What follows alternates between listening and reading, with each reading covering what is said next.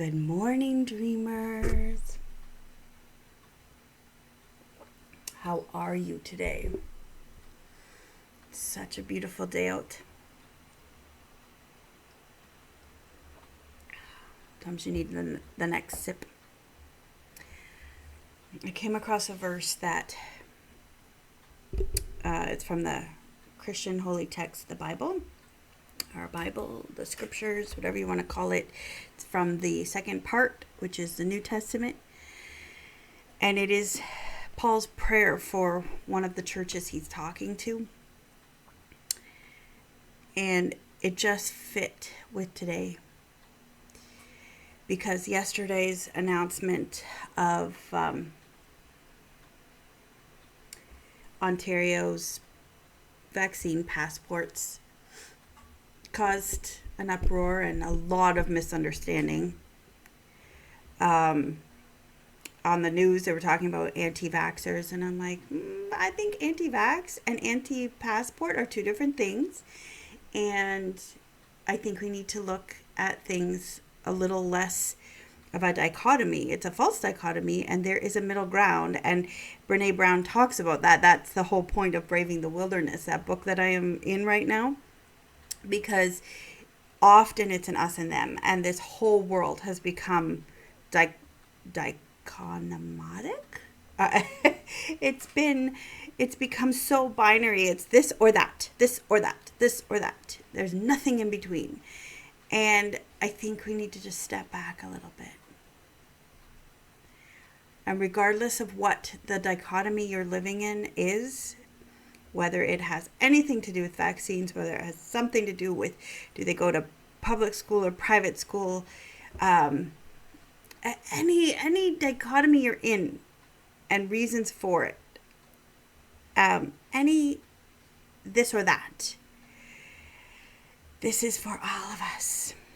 And my prayer for you today, and I know it's God's prayer for all of us, I pray that you, being rooted and established in love, may have power, together with all the Lord's holy people, to grasp how wide and how long and how high and deep is the love of Christ, and to know this love that surpasses knowledge, that you may be filled to the measure of all fullness of God. He's saying that if you are deeply rooted in who you've been created to be and with who created you and loves you beyond measure, if you're deeply rooted in love, you will have power to see the other. It doesn't mean you will have power to oppress the other. It means you will have power to walk in grace. And it is a powerful thing to walk in grace. It is so freeing to say, I don't need to argue with you. I can walk away disagreeing with you, having enjoyed an afternoon talking and chatting. It's okay that our opinions are different, because we are fellow journeyers, pilgrims, whatever. And we can see the other. We can see the person behind the ideology, behind the post, social media, but even eyeball to eyeball. We can see the people. Are you kidding me? We can see the human that is labeled Prime Minister, and we can see the human being labeled Premier. We can see the humans labeled doctor. We can see the humans behind the opinions that are different than ours. That's my challenge to all of us today.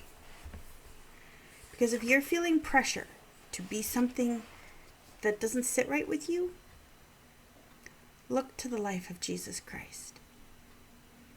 If where you're headed with this pressure is looking like him, then you're on the right track and keep going. There's something that needs to be uprooted and removed from your life.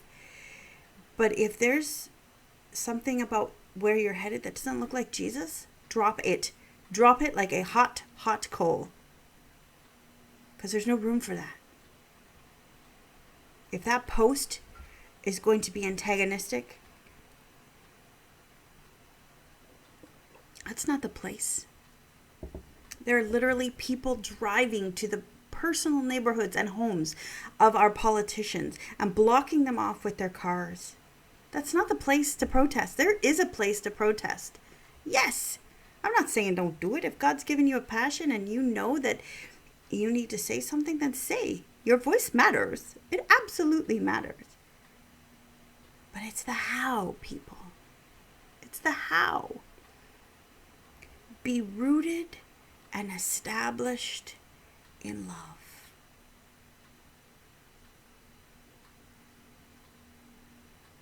That's where you get power today. That's where I get power today.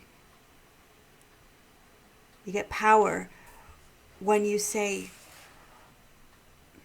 is anything about this situation pulling me towards the life of and likeness of Jesus Christ? Is anything today pulling me towards grace, showing me how to have mercy? If the news is not doing that today, I need to turn it off and listen to movie soundtracks while I crunch my numbers. The news doesn't do that very often. There are times when we need to know what's going on in the world, absolutely. But my fellow news junkies and I know that our moods can be completely crushed when we don't turn it off. And we know what we have to do. We know we must turn it off, and we don't. Social media, same thing. Scroll. So stop for just a moment, okay?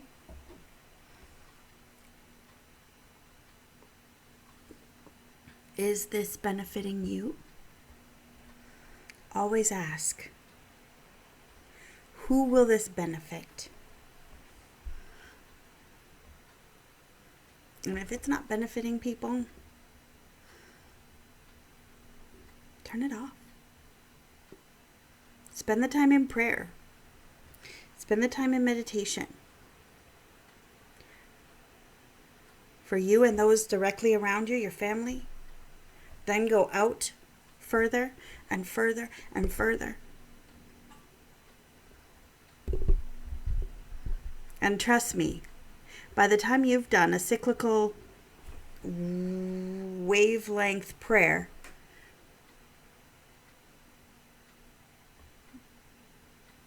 you're going to be at peace.